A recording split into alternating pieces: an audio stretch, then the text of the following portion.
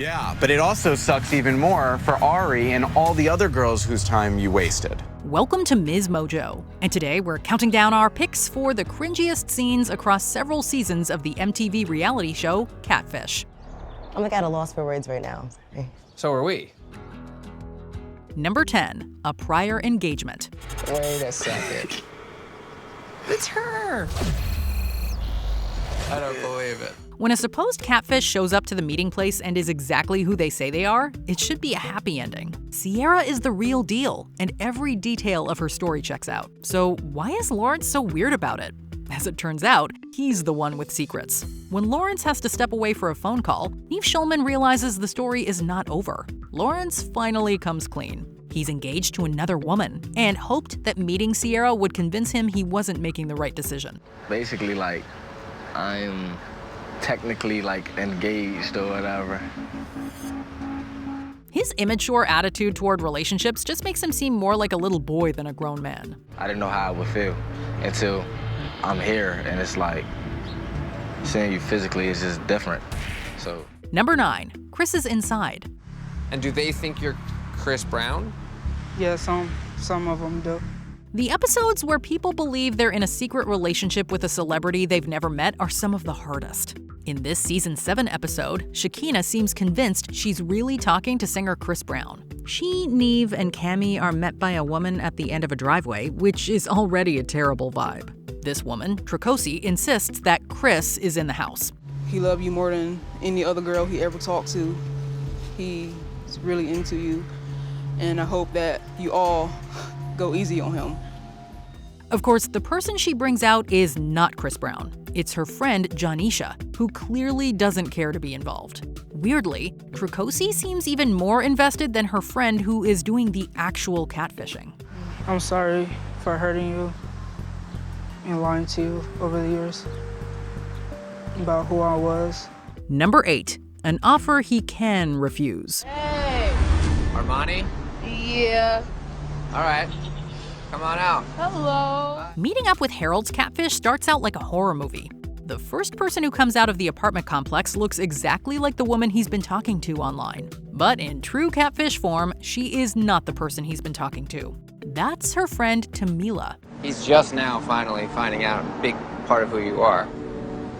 Maybe for the moment, we should just chill out. There's a lot going on here. She is immediately way too forward with the man she's been lying to. In fact, she and her friend are downright amused by the lying they do. But when they're alone together, she makes an inappropriate offer that he is most definitely not into. Read the room, Armani, or whoever you are. Do you feel like you know that person at all? Not really. Number 7, supervillain reveal. Hi. Ew, what the f? Dramatic is the word for this reveal. Neve and Jane drive Mike to a creepy house in the woods, and no one answers the door. This episode's catfish has a very special entrance planned. At the right moment, catfish Joey raises the garage door to reveal himself like a supervillain. Mike is not having it. He already knows and hates Joey, an ex-best friend whose real name is Mikey. I can't stand you. I can't stand looking at you. So oh my don't. God. Oh my Jesus. God. Like, don't.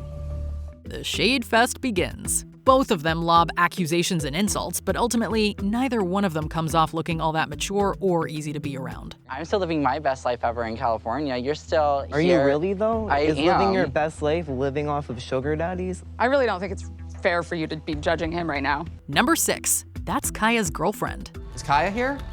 I'm not here right now. But Kaya knows, well, does Kaya know we're here? No. Victoria is shocked when it turns out her catfish is not only a woman, but also her best friend's girlfriend. Anthony is really Ashanti. Not only that, but Ashanti's been pretending to be Anthony longer than she's been in her real-life relationship with Victoria's best friend. Of course, this is reality TV. There's always room to turn things up a notch. So Kaya doesn't know that you've weirdly been in a relationship with her best friend longer than you've been dating her, and that you've still been talking to Victoria even while you've been in a relationship with Kaya. No, she doesn't know. Oh my God. Things get even worse from there when the girlfriend Kaya shows up. Ashanti has to confess to both of them at the same time. For someone who's been lying to 2 people for years, she's not even close to sorry. I'm not forcing you. You don't have to, but... No, yes, I know that. Oh, okay. I'm sorry, though. Keep it. It's always something. Oh, this isn't the first time. This is the first time, but we've had other problems, so it's not the first time that, like, I've had stupid on my forehead. Number 5, miss you. Why are you smiling? You have no emotions whatsoever. Well, it's like you're scripted, dead ass. It's like you're scripted. Catfishing on a scale this grand takes hubris at the very least. Lucas, whose real name is Zach, has that and more. When confronted by several of his targets, Zach tells a sob story about his low self-esteem at first. But then, Neve takes his phone and reveals that Zach is catfishing so many women he actually has a folder in his Google Drive so he can keep all his lies straight. And then you have a status list underneath. And for Megan, it says on the level of saying, I love you, lives in Vegas, doesn't know she's being catfished. This gives way to a truly uncomfortable cavalier attitude, and it becomes clear he's just into the attention the show's giving him. We can only assume that the bee that attacks him in the middle of the scene is karmic revenge. Did you just completely forget everything we just said to you about you, like, appearing like a total dead, and then as we're leaving, you make, like, a jestful remark? Miss you all? No. Dude, like, you really seem like a huge head. Yeah. Number 4, you are the Godfather. Oh my goodness. Shit. Max. What's up, Neve? Thanks for coming out. Just out of curiosity, you got a girlfriend? No. There's a lot to unpack here. While Matt is who he says he is, Kim doesn't really seem to know how to react to him. Matt doesn't seem to know what to do either. He's weirdly detached about the whole thing. This is odd enough, but there's a reason Kim is so uncomfortable. Over their 5-year internet relationship, Matt has been upfront about not wanting kids, and Kim has a 2-year-old daughter. I actually have an almost 2-year-old daughter. Huh? I have a child. And you decided now to tell me? Yes.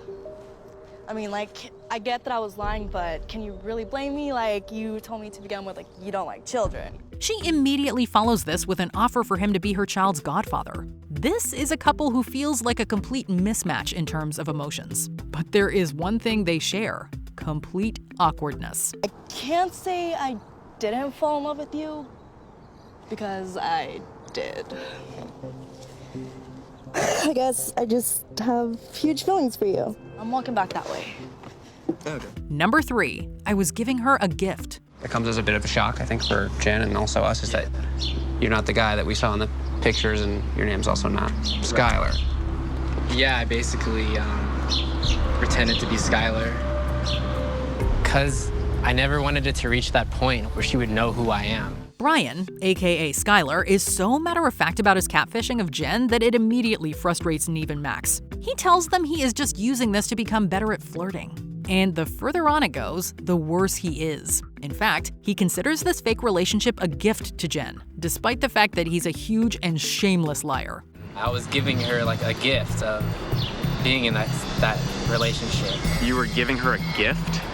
Yeah, I mean, she was happy, and I know I was leading her on, but I knew it would never be permanent.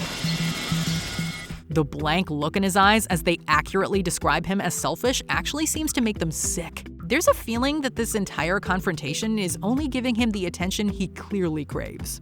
What you've done is cruel. Do you get that? No.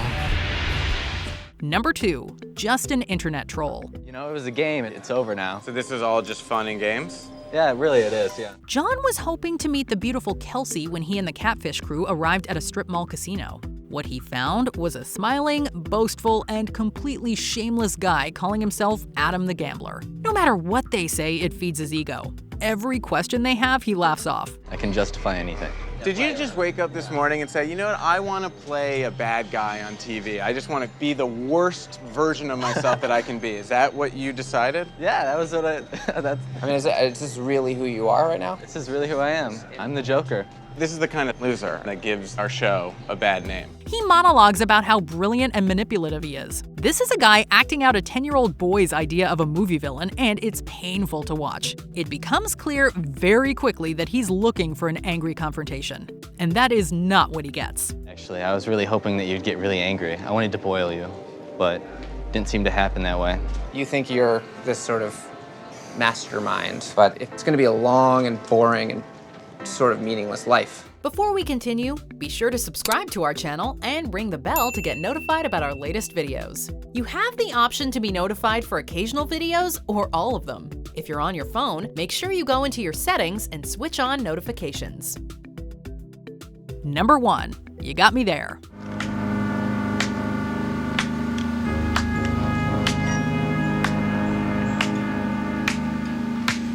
What's this?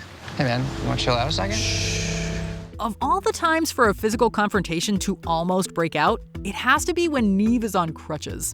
We're not sure why Justin catfished Artis. In fact, we're not even sure if Justin knows why he catfished Artis. He approaches the Catfish crew with a taunting slow clap as if he's the Joker himself, and then does what feels like a half-cooked Nicolas Cage impression. What's going on? I'm gonna be the one wearing the pants in this one. Understand that? Dude, you're being unreasonable. Straight up. Every over-the-top gesture and faux philosophical statement makes for the most surreal reality TV. This moment isn't just awkward.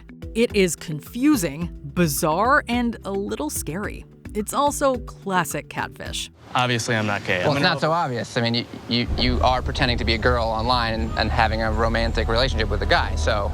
I give it to you. You got me there. Right. So, maybe. What Catfish moment lives in your head rent-free? Let us know in the comments. You should have never called me a fat-ass Kelly Price. You get mad out for that little bitty boy, though.